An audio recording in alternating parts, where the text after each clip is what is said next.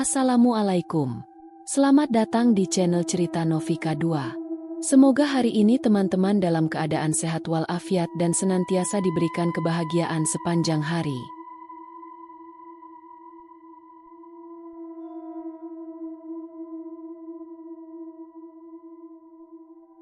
Udara malam di Desa Karangsari terasa sejuk.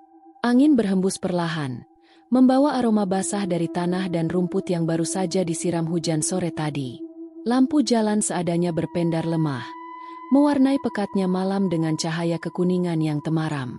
Di ujung gang kecil, berdiri sebuah pos ronda sederhana, berdinding kayu setengah badan, beratap seng karatan, dan di dalamnya menyala sebuah lampu petromak tua. Disitulah, Yono dan 5 orang temannya, Darto, Juki, Samad, Taufik, dan Bowo, malam itu berkumpul.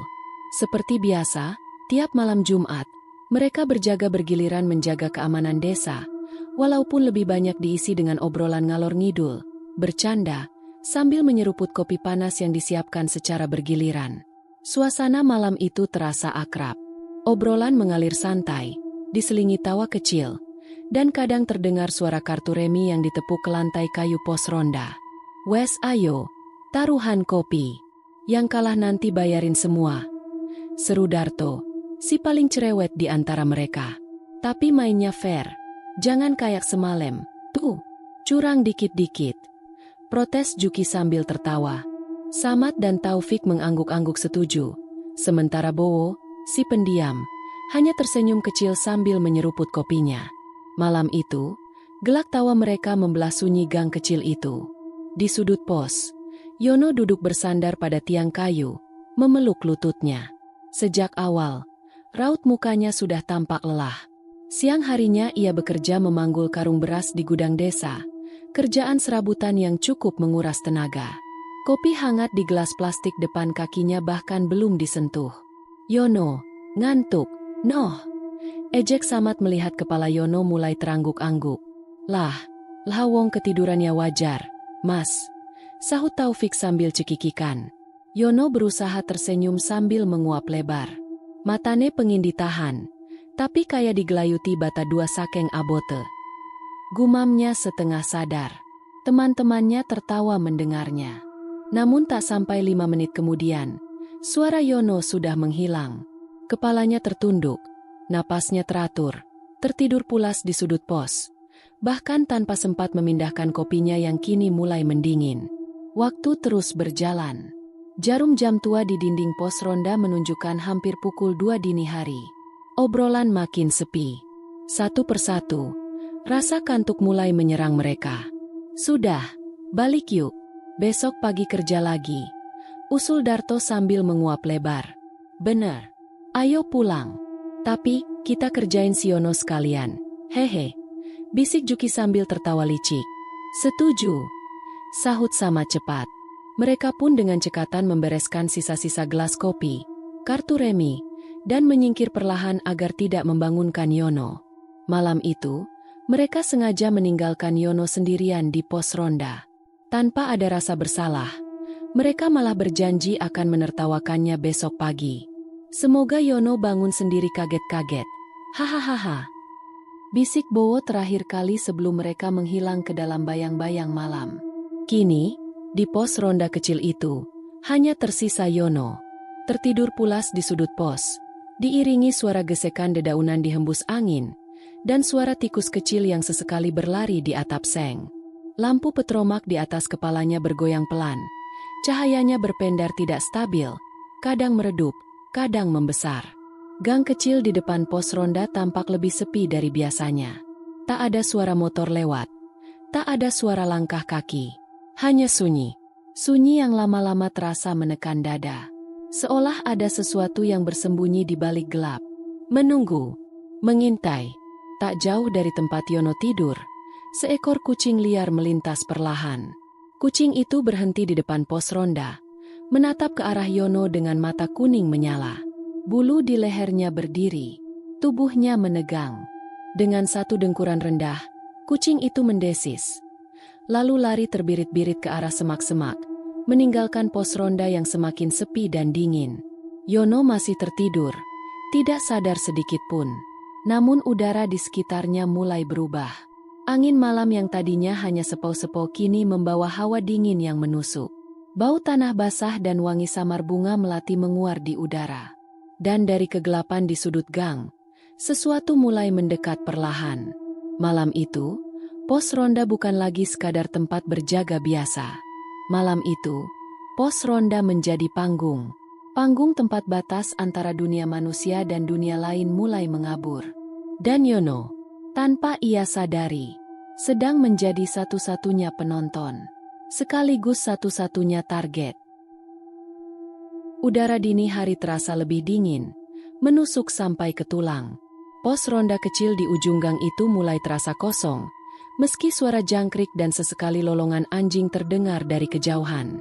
Darto, Juki, Samad, Taufik, dan Bowo masih duduk melingkar di lantai kayu, menatap Yono yang tertidur pulas di sudut pos.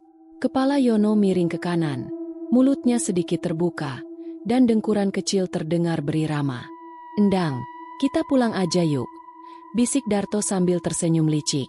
"Kasihan dia kedinginan di sini sendirian, hahaha." Juki cekikikan menahan tawa. Samad menambahkan, "Biarin aja. Biar kapok dia ketiduran kalau jaga ronda." Taufik dan Bowo juga setuju. Mereka sepakat untuk mengerjai Yono, membiarkannya terlelap sendirian, supaya besok bisa ramai-ramai menertawakannya. Satu persatu, mereka membereskan barang-barang. Gelas kopi plastik dibuang ke tong sampah. Kartu remi dikumpulkan cepat-cepat ke dalam kantong plastik. Lampu petromak dibiarkan tetap menyala, supaya Yono tidak langsung terbangun karena kegelapan. "Pelan-pelan, jangan berisik," bisik Bowo sambil berjalan jinjit. Dalam beberapa menit, semua sudah siap. Mereka melangkah keluar satu persatu, menahan tawa, saling menyikut bahu sambil berbisik. Sebelum benar-benar meninggalkan pos, Darto sempat menoleh ke arah Yono, lalu berbisik, "Selamat malam, Yono, semoga mimpimu indah." Disambut cekikikan kecil dari yang lain. Tak lama, suara langkah mereka menjauh, menembus gang kecil yang dipenuhi kabut tipis. Kini, di pos ronda itu, hanya Yono yang tersisa. Sendirian, tidur pulas tanpa sadar dunia di sekitarnya berubah. Lampu petromak yang tadi stabil mulai bergetar cahayanya, seolah ikut resah. Cahaya kuningnya melemparkan bayangan panjang di dinding kayu pos. Bayangan yang sesekali bergerak seolah bernyawa sendiri. Beberapa saat berlalu. Dingin semakin menusuk. Kabut makin menebal, merayap perlahan di lantai kayu, melingkari tubuh Yono yang menggigil kecil. Dari kejauhan, terdengar bunyi-bunyian samar. Suara ranting patah, desiran angin yang tidak biasa. Semuanya terdengar terlalu sunyi. Sunyi yang tidak wajar. Seolah malam itu menahan napas, menunggu sesuatu. Tanpa sadar, Yono menggeliat kecil. Ia menarik jaket lusuhnya lebih erat, bergumam pelan dalam tidur. Namun hawa dingin itu tidak berkurang. Bahkan terasa semakin menusuk, seolah menyusup ke dalam tulangnya. Dan perlahan-lahan, sesuatu mulai terjadi. Di bawah meja kayu kecil dekat kaki Yono, sebuah bayangan mulai membentuk. Goyang perlahan. Seolah ada sesuatu, atau seseorang yang berjongkok di bawah meja, mengawasi, menantikan saat yang tepat. Sementara itu, di rumah masing-masing, Darto dan teman-temannya sudah berbaring di tempat tidur. Mereka tertawa membayangkan betapa paniknya Yono nanti saat bangun dan mendapati dirinya sendirian di tengah malam. "Bisa-bisa dia pulang sambil nangis," kata Juki sambil terpingkal. "Atau langsung lari ke rumah Pak RT," sambung Samad, membuat yang lain tergelak. Mereka tidak tahu.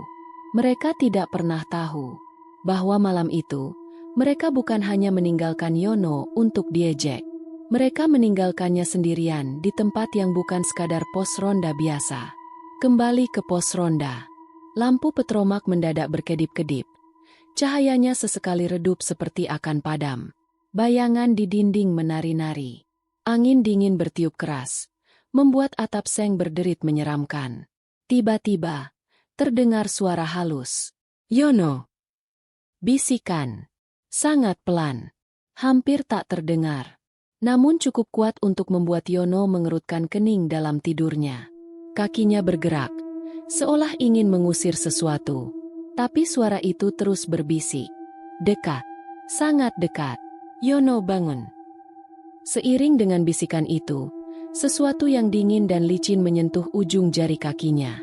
Seperti tangan kecil. Atau sesuatu yang lain. Mengelus-elus perlahan. Mengundang. Membangunkan. Dalam mimpinya, Yono merasa aneh. Seolah ada yang menarik-nariknya dari dunia tidur. Mengajaknya membuka mata. Namun tubuhnya berat. Pikirannya kabur. Dan entah kenapa, untuk pertama kalinya dalam hidupnya, ia merasa tidak ingin bangun. Tidak ingin tahu. Karena di balik kelopak matanya yang terpejam, ia bisa merasakan ada sesuatu di sekitarnya. Sesuatunya yang bukan manusia. Sementara itu, lampu petromak akhirnya redup. Cahayanya hanya tinggal noktah kuning kecil, berjuang melawan pekatnya malam. Bayangan di sudut pos semakin mengental, bergerak-gerak perlahan. Dan dari arah luar pos, terdengar langkah kaki. Langkah berat, langkah lambat. Mendekat ke tempat Yono tidur. Mendekat ke pos ronda yang kini menjadi panggung kengerian. Tapi Yono masih tidur. Belum tahu apa yang akan ia hadapi dalam beberapa menit ke depan. Belum tahu bahwa teman-temannya, dengan candaan kecil mereka, tanpa sadar telah mendorongnya ke dalam pengalaman paling mengerikan dalam hidupnya. Dan malam itu, pos ronda kecil di ujung gang, bersiap menunjukkan wajah aslinya. Wajah gelap yang sudah lama tersembunyi. Menunggu, mengintai, dan kini waktunya hampir tiba. Hawa malam makin menusuk dingin, menusap kulit Yono yang tertidur di sudut pos ronda. Langit di luar pekat, tanpa bintang, hanya kabut tipis yang menggantung malas di sepanjang gang kecil desa. Lampu petromak di atap pos berayun pelan, digoyang angin yang tak terlihat. Cahayanya berkedip-kedip seolah berjuang keras melawan gelap. Dalam tidurnya, Yono mengerang kecil. Tubuhnya bergerak resah. Kakinya bergoyang pelan, seolah mencoba mengusir sesuatu. Karena dalam setengah sadarnya, Yono merasakan sentuhan. Sesuatu yang dingin, licin, mengelus-elus ujung kakinya perlahan. Awalnya ia pikir mungkin kucing liar, atau hanya angin. Tapi sentuhan itu terlalu jelas, terlalu nyata. Bahkan terasa seolah-olah tangan kecil, bukan kaki binatang, yang menyentuh kulitnya. Mengusap, mengelus, mengundang. Dengan gerakan malas, Yono membuka matanya perlahan. Ia setengah sadar, berusaha mengumpulkan nyawanya. Pandangannya kabur beberapa saat, lalu fokus. Yang terlihat hanya pos ronda kosong. Tak ada siapa-siapa. Hanya meja kecil, bangku reot, dan lampu petromak yang bergoyang perlahan di atas kepala. Yono mengerjap beberapa kali. Ia mengangkat kepalanya, menoleh ke kiri, ke kanan. Sepi, hening. Hanya suara malam, suara dedaunan bergesek, dan derit lembut kayu pos yang tua. Namun rasa dingin itu tetap ada. Menyusup lewat celah-celah baju, mengendap di balik kulit. Dan hidung Yono mulai mencium sesuatu. Bau tanah basah. Bau apek bercampur bau bunga melati yang samar. Bau kematian. Bulu kuduknya berdiri serentak. Napasnya mulai memburu. Yono mencoba berdiri, tapi tubuhnya terasa berat. Seolah ada beban tak terlihat yang menekannya ke bawah. Saat itulah ia mendengarnya. Bisikan. Lembut. Halus. Dekat sekali. Yono. Panggilan itu membuat jantungnya serasa berhenti sejenak. Ia menoleh cepat ke belakang. Kosong. Tidak ada siapa-siapa. Hanya dinding kayu tua dengan ket mengelupas. Namun bisikan itu tidak berhenti. Yono. Lebih dekat. Lebih mendesak. Seolah sesuatu, atau seseorang, berdiri tepat di belakang telinganya. Menyeringai. Menunggu. Yono memaksakan dirinya berdiri. Kakinya gemetar. Tulang belakangnya terasa dingin seolah es mengalir di dalamnya. Ia mundur perlahan, membelakangi sudut pos. Matanya liar memandang ke sekeliling. Lampu petromak di atas berkelip sekali lagi, hampir padam. Bayangan di lantai bergerak-gerak tak tentu, menari-nari seperti lidah api kecil. Dalam bayangan itu, Yono sekilas melihat bentuk, seperti kaki kecil, seperti sosok kecil membungkuk. Tapi begitu ia memfokuskan pandangan, bayangan itu sudah menghilang. Seakan hanya ilusi, atau seakan tidak ingin benar-benar terlihat. Yono mengusap wajahnya yang basah oleh keringat dingin. "Astagfirullah," bisiknya pelan. Suara seraknya hampir tak terdengar. Ia ingin berteriak, memanggil teman-temannya. Tapi suara itu seakan tercekik di tenggorokannya. Mulutnya membuka, tapi tak ada suara keluar. Malam itu, Yono benar-benar sendiri. Sendirian menghadapi sesuatu yang tak kasat mata, namun keberadaannya begitu nyata. Tiba-tiba, dari sudut pos, terdengar suara. Ceklik, ceklik. Seperti suara kuku kecil menggaruk kayu. Pelan, tapi ritmis. Ceklik, ceklik, ceklik. Yono menahan napas. Ia mencoba mencari sumber suara itu, tapi hanya gelap samar yang ia temukan. Ceklik, ceklik. Suara itu makin cepat, makin dekat, hingga akhirnya tepat di depan matanya, sesuatu bergerak. Bayangan hitam, kecil, merayap perlahan di lantai, menuju ke arah kakinya. Yono mundur terbirit-birit. Kakinya tersandung bangku kecil hingga ia hampir terjatuh. Ia ingin lari, tapi tubuhnya seperti membeku. Tak bisa bergerak, tak bisa berteriak. Satu-satunya hal yang bisa ia lakukan adalah memelototi bayangan itu. Dan dalam sekejap, bayangan itu menguap, seperti asap hitam, lenyap ke udara. Hanya meninggalkan bau tanah basah yang makin tajam menusuk hidung. Yono berdiri di tengah pos ronda, menggigil ketakutan. Tubuhnya gemetar, giginya bergemeletup. Matanya basah karena takut. Dan dalam ketakutannya, ia baru menyadari bahwa di luar pos, dari dalam kabut, sepasang mata sedang menatapnya. Sepasang mata hitam, bulat, tanpa cahaya, mengintip dari balik tiang pos. Tak berkedip, tak bergerak, hanya mengawasi. Yono berbalik cepat, ingin lari keluar, tapi langkahnya terhenti. Karena tepat di pintu pos, berdiri seseorang.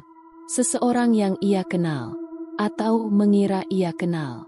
Seseorang yang akan memperkenalkan Yono pada teror malam ini. Dan semua itu baru saja dimulai. Saat Yono berdiri membeku di tengah pos ronda, ketakutan merayap di sekujur tubuhnya. Sebuah suara berat dan parau memecah keheningan malam. "Yono?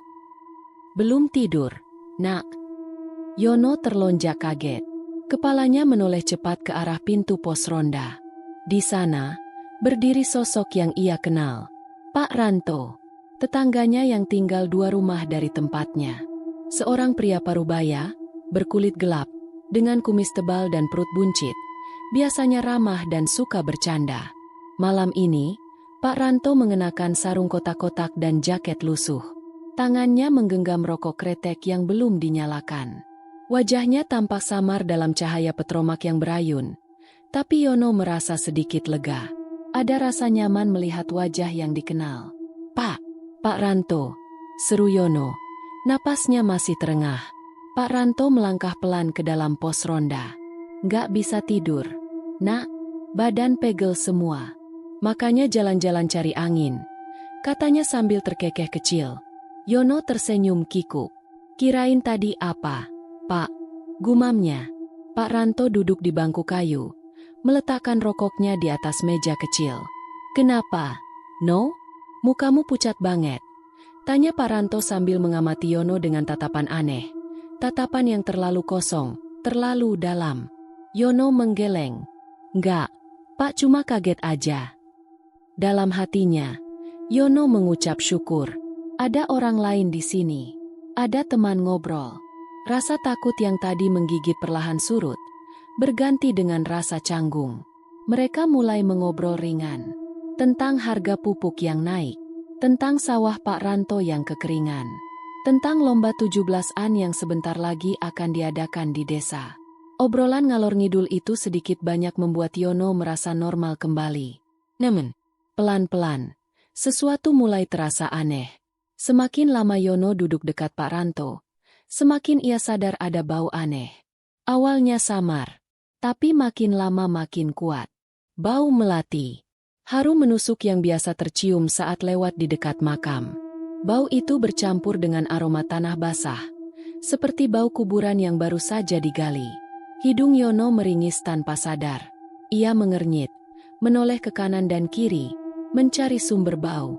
Tapi bau itu jelas berasal dari Pak Ranto. Semakin dekat Pak Ranto berbicara, semakin kuat aroma itu menyelimuti udara. Bukan hanya bau, Yono mulai memperhatikan keanehan lain. Cara tertawa Pak Ranto. Biasanya tawa Pak Ranto berat dan hangat. Tapi malam ini, setiap kali ia tertawa, suara itu terdengar aneh.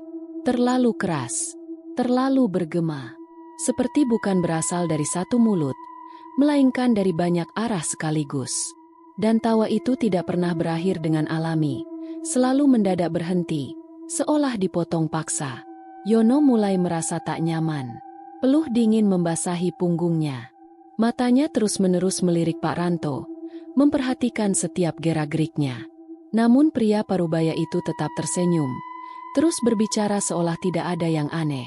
Tentang sawah, tentang hujan, tentang kelinci peliharaan yang mati kemarin sore. Semua terdengar normal. Namun hawa di sekitar pos terasa makin berat, makin sesak. Seperti ada sesuatu yang bersembunyi di balik wajah ramah itu. Yono mencoba mengalihkan pikirannya. Mungkin ini cuma ketakutan berlebihan. Mungkin efek kelelahan.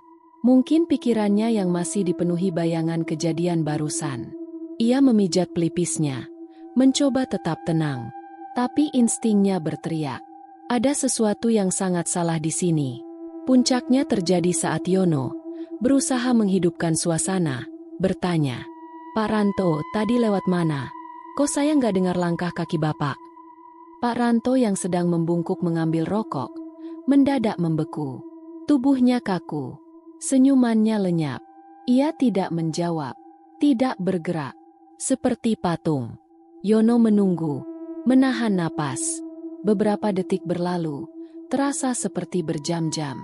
Pak Ranto tetap membelakanginya, membisu dalam posisi membungkuk aneh itu. "Pak?" Panggil Yono lagi. Suaranya bergetar. Tidak ada jawaban. Hanya angin malam yang mendesir pelan, membawa aroma melati yang semakin tajam menusuk hidung. Dengan tangan gemetar, Yono mengulurkan tangan, menepuk pelan bahu Pak Ranto dari belakang. "Pak Ranto?" Perlahan sekali, seolah-olah dunia melambat, Pak Ranto membalikkan badan. Dan saat wajahnya menghadap Yono sepenuhnya, Yono menjerit. Tubuhnya mundur spontan, terjatuh ke lantai kayu pos ronda. Wajah Pak Ranto rata, tidak ada mata, tidak ada hidung, tidak ada mulut. Hanya kulit kosong, rata, licin, tanpa ekspresi, seolah wajah itu belum selesai dibuat. Sebuah wajah palsu, sebuah wajah mimpi buruk. Pak Ranto, atau apapun itu, hanya berdiri membisu, menyeringai, entah bagaimana caranya. Yono tak berpikir lagi. Dengan sekuat tenaga, ia bangkit, setengah berlari setengah melompat keluar dari pos ronda. Kakinya nyaris tersandung, tubuhnya terhuyung-huyung menabrak tiang bambu. Tapi ia tidak peduli. Ia hanya ingin satu hal, lari. Lari sejauh mungkin dari pos ronda itu. Dari sosok mengerikan yang memakai wajah tetangganya. Di belakang, dari dalam pos ronda, terdengar suara tawa berat. Tawa yang aneh, tawa yang bergema tidak wajar, menggetarkan malam. Yono menoleh sekali sebelum berbelok ke gang kecil menuju rumahnya. Di dalam pos, ia melihat sosok Pak Ranto berdiri tegak. Tubuhnya perlahan kabur, membaur menjadi kabut kelabu yang menguap ke langit malam. Dan di telinga Yono, suara itu berbisik, "Jangan tidur di tempatku lagi." Malam itu, dengan napas tersengal dan tubuh gemetar, Yono berhasil mencapai rumahnya. Ia menggedor pintu, membangunkan keluarganya. Malam itu juga, ia bersumpah dalam hati, Tidak akan pernah lagi nongkrong hingga larut malam. Tidak akan pernah lagi ketiduran di pos ronda. Karena ia tahu, ada sesuatu yang menunggu di sana. Sesuatu yang bukan manusia. Sesuatu yang hanya menunggu korban berikutnya. Yono duduk kaku di sudut pos ronda. Tubuhnya gemetar. Dadanya naik turun cepat menahan ketakutan yang menyesakkan. Di hadapannya, Pak Ranto duduk bersila di lantai kayu, membelakangi cahaya petromak yang berayun perlahan di atas kepala mereka. Obrolan ngalor ngidul yang semula menenangkan, kini berubah jadi beban berat di dada Yono. Sebab makin lama ia memperhatikan, makin jelas keanehan yang terpampang di depan matanya. Pak Ranto, atau siapapun itu, terlalu aneh. Pertama, tertawanya. Setiap kali ia tertawa, suara itu terdengar ganjil. Tidak seperti tawa Pak Ranto biasanya yang berat tapi hangat. Tawa malam ini keras, serak, dan bergema aneh, seolah berasal dari tenggorokan yang terlalu dalam, terlalu luas untuk tubuh manusia biasa. Setiap dentingan tawa itu membuat telinga Yono berdengung, membuat bulu kuduknya berdiri tanpa ia bisa kendalikan. Dan anehnya lagi, tawa itu berhenti mendadak, seolah diputus paksa, tanpa transisi. Tawa yang berhenti begitu saja, meninggalkan hening yang memekakan telinga. Kedua, tatapannya. Saat sesekali Yono memberanikan diri melirik wajah Pak Ranto, ia mendapati matanya kosong. Bukan kosong biasa, bukan kosong karena melamun, melainkan kosong seperti mata boneka. Mata itu tidak bergerak, tidak berkedip, hanya menatap lurus ke depan, tanpa emosi, tanpa nyawa. Seolah yang duduk di depannya bukan manusia. Hanya kulit kosong yang digerakkan sesuatu dari balik layar dunia ini. Ketiga, badannya. Sejak beberapa menit lalu, Yono sadar, Pak Ranto hampir tidak bergerak. Bahkan saat berbicara, tubuhnya kaku. Lehernya nyaris tidak berputar. Yang bergerak hanya mulut dan bibir. Itu pun dengan gerakan kecil yang kaku, seolah bicara adalah aktivitas berat baginya. Yono menelan ludah. Bau melati bercampur tanah basah makin menusuk hidung, membuat mual. Nalurinya berteriak keras. Lari! Pergi! Ini bukan Pak Ranto. Namun tubuh Yono seolah tertahan oleh rasa takut yang mencekik. Kakinya berat. Lidahnya keluh. Satu-satunya hal yang bisa ia lakukan adalah mencoba berbicara, mencari kepastian bahwa ia masih berhadapan dengan manusia. Pak Ranto. Suara Yono gemetar. Pak Ranto menoleh perlahan. Gerakannya patah-patah, seperti boneka kayu yang sendi-sendinya kaku. Pak, kenapa Bapak malam-malam keluar sendirian? Tanya Yono, berusaha terdengar santai. Tidak ada jawaban. Pak Ranto hanya menatapnya dengan mata kosong. Lama, hening.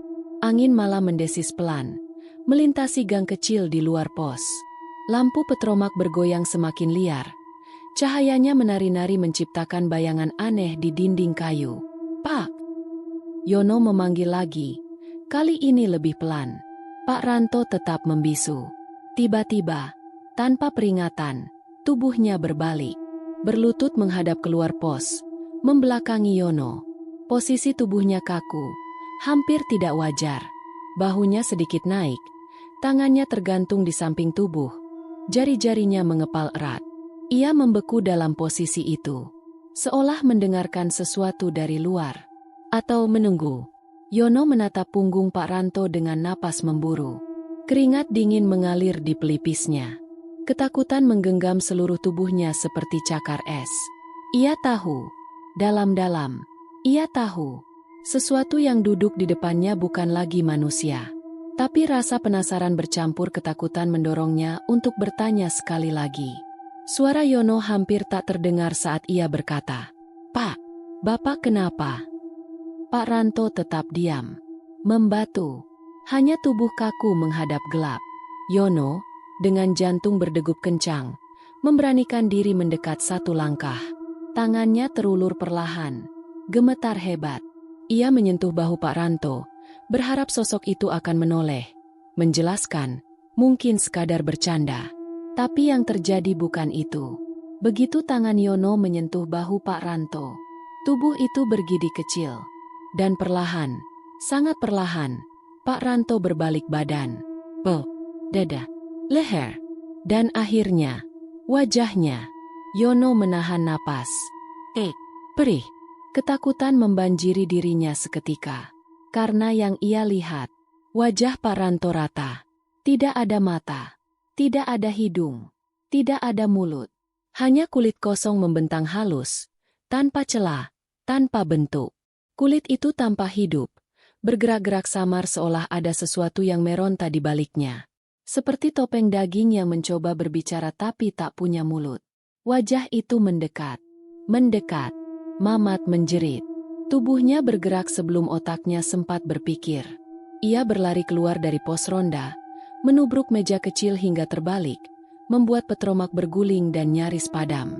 Yono berlari sekuat tenaga, mengabaikan kakinya yang tersandung akar, mengabaikan suara tawa berat yang menggema di belakangnya, mengabaikan segalanya kecuali satu hal. Harus lari, harus selamat. Dalam pelariannya, Yono sempat menoleh ke belakang. Sekilas, ia melihat sosok Pak Ranto itu tidak lagi berbentuk manusia. Tubuhnya melebur menjadi kabut hitam pekat, melayang, mengekor di belakangnya sejenak sebelum menghilang ke gelapnya malam. Dan di udara, suara bisikan itu tetap mengiang. Tidur lagi di sini, nak, tidur lagi. Yono akhirnya sampai di rumah. Tangannya gemetar saat mengetuk pintu dengan keras. Ibunya yang tua membukakan pintu dengan wajah cemas, menyambutnya dengan pelukan. Malam itu, Yono tidak bisa tidur. Matanya tetap terbuka, menatap langit-langit, sambil mengucapkan doa-doa yang ia hafal dari kecil. Ia tahu, malam itu ia beruntung, karena bisa pulang. Karena tidak semua yang ketiduran di pos ronda seberuntung dirinya. Dan sejak malam itu, Yono kapok. Kapok nongkrong sampai larut malam.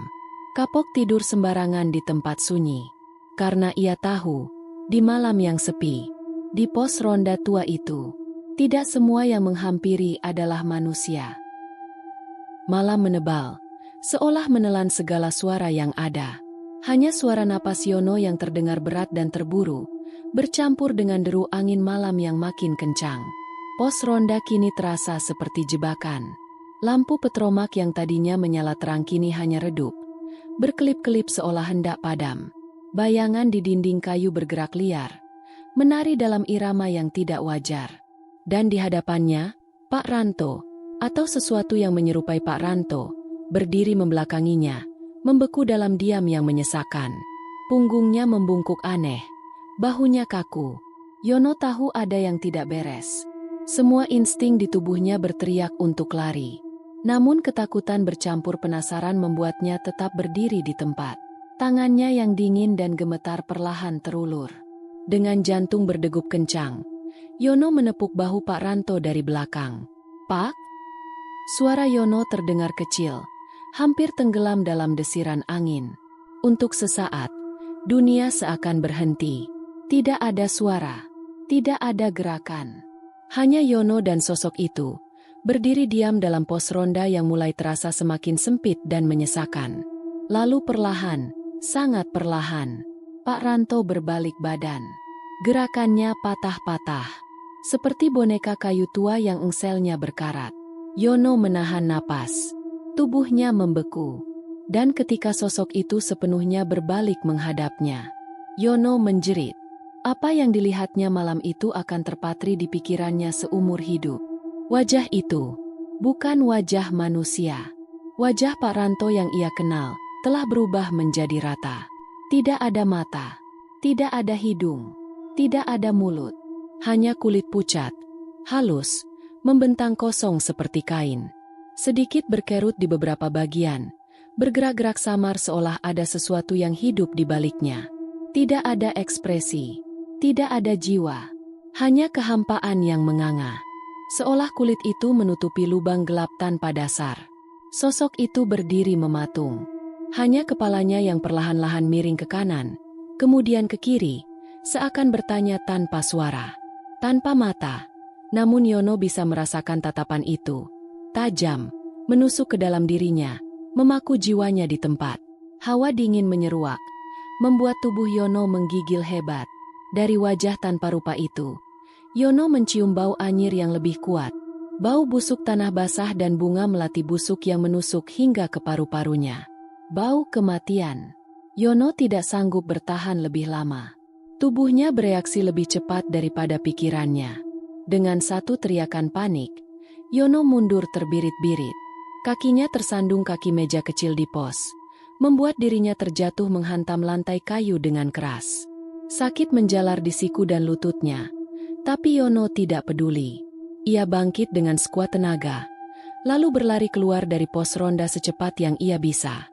Suara desingan angin dan degup jantungnya sendiri memenuhi telinganya. Di belakangnya, dari dalam pos ronda, terdengar suara lain. Suara yang tidak seharusnya ada. Suara tawa. Tapi tawa itu serak, berat, dan menggema, seolah berasal dari tenggorokan raksasa yang kosong. Tawa itu mengejarnya, membebani punggungnya, mendorongnya untuk terus berlari. Saat Yono menoleh sekilas ke belakang, ia melihat lampu petromak bergoyang liar, hampir padam, dan sosok Pak Ranto yang wajahnya rata, kini tidak lagi berdiri biasa. Sosok itu tampak melayang, tubuhnya memanjang seperti bayangan, seolah ingin meraih Yono, mengejarnya, mengundangnya kembali, mengambilnya. Yono berlari membabi buta menembus gang kecil desa. Kabut dingin membelit pergelangan kakinya, membuat setiap langkah terasa berat, seolah ada tangan-tangan tak kasat mata yang mencoba menahan. Tapi ketakutannya jauh lebih kuat. Ia tidak tahu berapa lama ia berlari. Tidak peduli jalanan berlumpur, tidak peduli ranting pohon yang menggores kulitnya. Satu-satunya tujuannya, selamat, mencapai rumahnya, mencapai tempat aman, meninggalkan kengerian itu sejauh mungkin. Akhirnya, lampu rumahnya terlihat di kejauhan, kecil, tapi cukup untuk memberikan harapan. Dengan sisa tenaga yang ada, Yono melesat ke arah pintu rumah. Ia menghentakkan kepalan tangannya keras-keras ke daun pintu kayu. "Mak, bukain. Mak, cepetan Mak," teriaknya dengan suara parau. Beberapa detik kemudian, pintu terbuka. Ibunya, seorang wanita tua berjilbab lusuh, berdiri dengan wajah panik. Tanpa menunggu, Yono mendorong dirinya masuk ke dalam, mengunci pintu rapat-rapat. Tubuhnya jatuh terduduk di lantai, napasnya terengah-engah, dadanya naik turun cepat. "Iki kenapa, No?" tanya ibunya panik. Yono hanya menggeleng, air matanya meleleh tanpa ia sadari.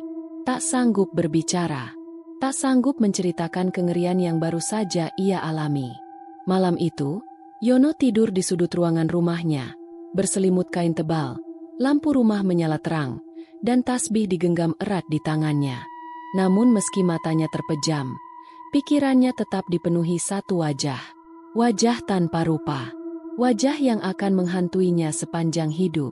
Dan sejak malam itu, Yono bersumpah tidak akan pernah lagi ketiduran di pos ronda. Tidak akan pernah lagi menganggap enteng malam dan sunyi. Karena ia tahu, di balik sepi yang membeku, di balik kabut tipis malam desa, selalu ada sesuatu yang menunggu. Sesuatu yang tanpa wajah. Sesuatu yang tidak akan pernah membiarkanmu pergi begitu saja. Pagi datang perlahan di desa Karangsari. Kabut tipis masih menggantung di sela-sela pohon dan gang kecil, menutupi sisa-sisa malam kelam yang baru saja berlalu. Di sebuah rumah sederhana bercat hijau pudar, Yono masih tergolek di sudut ruangan, tubuhnya dibalut selimut tebal. Wajahnya pucat, matanya sembab, dan napasnya belum sepenuhnya tenang. Ibunya berkali-kali memanggil namanya, menawarkan sarapan, teh hangat, apapun yang bisa menenangkan anak lakinya itu. Namun Yono hanya menggeleng lemah. Ia masih trauma, masih terjebak dalam bayangan wajah tanpa rupa yang menghantui pikirannya. Menjelang siang, beberapa teman Yono datang ke rumah. Darto, Juki, Samad, Taufik, dan Bowo.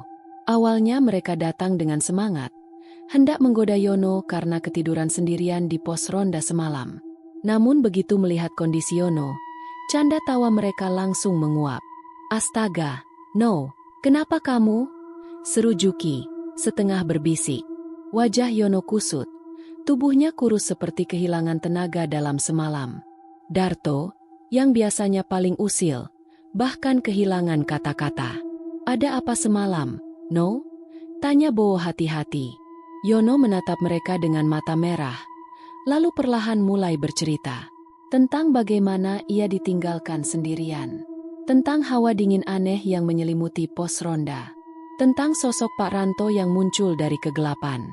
Tentang bisikan, sentuhan tak kasat mata, dan akhirnya, tentang wajah tanpa rupa yang hampir membuatnya kehilangan akal sehat. Selama Yono bercerita, teman-temannya membeku.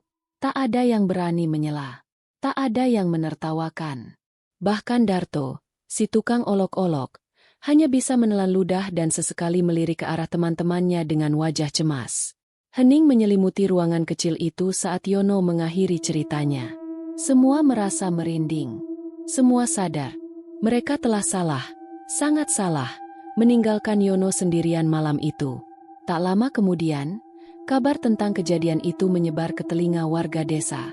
Beberapa orang tua, yang biasanya hanya bergumam soal hal-hal mistis, kini angkat bicara. Sudah dibilang, pos ronda itu dulunya tanah larangan. Kata Mbah Salim, tetua desa, saat ngopi di warung.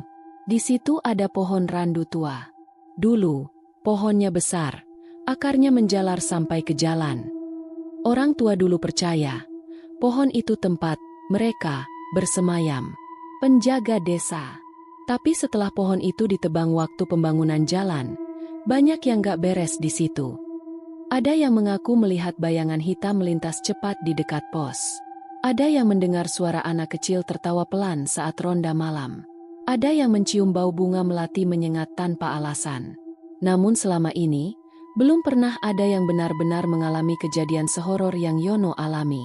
Dan cerita itu pun cepat beredar, mengakar dalam ingatan warga. Sejak malam itu, perubahan besar terjadi pada Yono. Ia menjadi lebih pendiam. Wajahnya sering melamun, seolah pikirannya terus-menerus dibayangi sesuatu yang tak bisa dijelaskan. Dan yang paling kentara, Yono tidak pernah lagi nongkrong hingga larut malam. Bahkan saat jadwal ronda tiba, ia memilih bertugas lebih awal, lalu pulang sebelum tengah malam. Tidak peduli meskipun teman-temannya meledek. Tidak peduli meskipun ada yang mengusulkan taruhan kopi. Tidak peduli seberapa serunya malam itu. Baginya, tidak ada yang sebanding dengan risiko berhadapan lagi dengan sesuatu dari dunia lain. Apalagi, tidur sendirian di pos ronda? Tidak lagi. Suatu malam, ketika Yono lewat di depan pos ronda, dalam perjalanan pulang dari warung, ia berhenti sejenak. Lampu petromak bergoyang perlahan di dalam pos kosong. Gang kecil sunyi. Angin malam berembus pelan, membawa aroma samar tanah basah. Yono menggigil. Dalam bayang-bayang samar, sejenak ia merasa melihat sesuatu. Sosok samar duduk di sudut pos ronda. Menunduk. Diam. Seolah menunggu.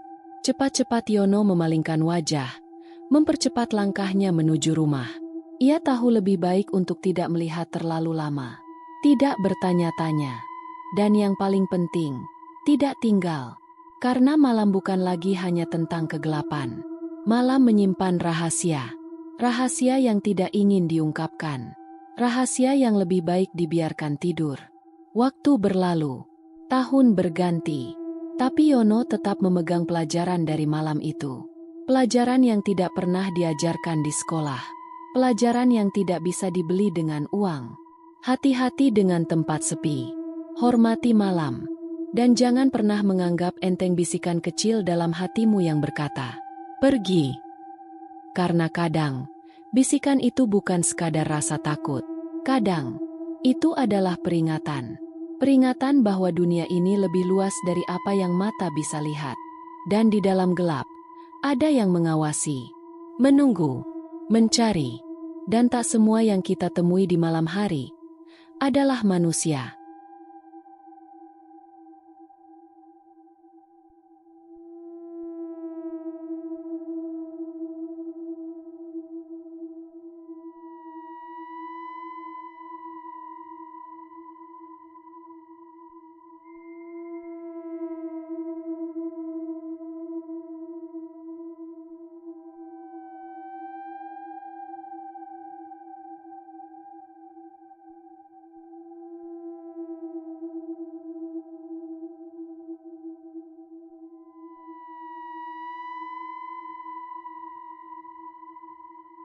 Demikian cerita hari ini. Semoga teman-teman dapat terhibur dan dapat mengambil hikmah kebaikan isi di dalamnya. Jangan lupa juga bagikan cerita ini kepada teman-teman yang lain agar mereka juga bisa mendapatkan hiburan yang sama. Mohon maaf apabila ada kesalahan kata dan ucapan kami dalam membacakan cerita ini. Terima kasih dan wassalamualaikum.